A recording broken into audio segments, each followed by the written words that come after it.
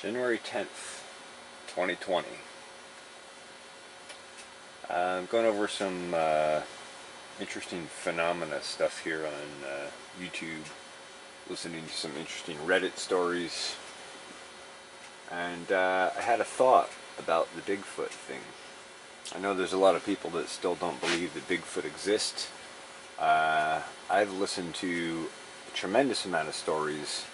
There's a tremendous amount of consistency between a lot of those stories. I tend to think these creatures do exist, and if they do, they're very elusive. Well, I'm not going to get all into it. If you are listening to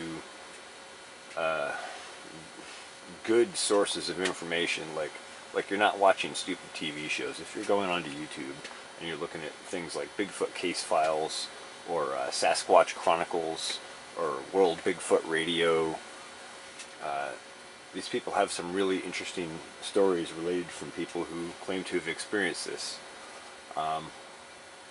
So that said, I think that the Bigfoot do exist, and so then we're down to, what is it? There's lots of different theories. People say human, people say ape, people say a cross between human and ape. What else? Let's see, there's everything from aliens to demons to you name it. There's all sorts of theories out there.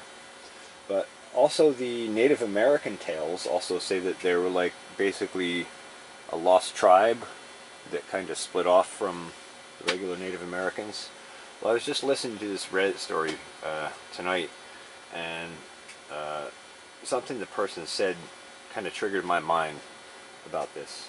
And I thought, what if, he was talking, I should clarify, he was talking about how like when domestic pigs go wild, they grow tusks and hair and much larger mass and basically become wild boars again. Dogs do similar things. Cats do similar things. Many animals, if they're animals we consider to be tame, if they're released into the wild, they kind of revert back to their roots, I guess you would say, or they adapt to the environment in such a way that they're able to adapt faster than we would expect them to. Obviously there's a huge feral hog problem here in the United States, and my understanding is that those originally came from domestic pigs that were released into the environment and went feral, and now they're breeding and going crazy, and they're incredibly smart and they're incredibly hard to root out, so to speak. Anyway, so this brings me back to my theory. I just had this thought in my head, and I thought I would share it along the topic of Bigfoot. So what if the Bigfoot phenomenon is like the Indian legend says, that they're kind of a tribe that split off? What if they're a tribe of Indians, or several tribes in different areas, because they're noted all over the planet now? What if they're a tribe that split off and went feral, and because of going feral and having the Indian knowledge about nutrition and health and all that old wisdom that the Indians had, what if they're a feral version of the Indian tribe, and maybe that's what a feral human is?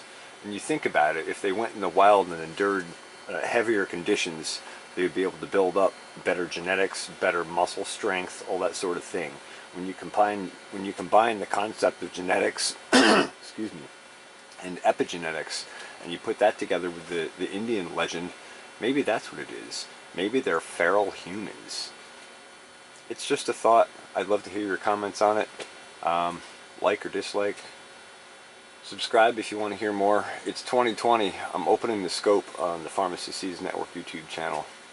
I'm going to share more things of my interest with you. I have a wide array of interests. Bigfoot is one of them. Thanks for watching. I hope you'll put your comments down below. I'd love to hear thoughts supporting or not supporting my theory, and I hope you'll find my channel interesting. There's lots more to talk about. 2020 is going to be an interesting year, I think. Thanks for watching the Pharmacy Seeds Network.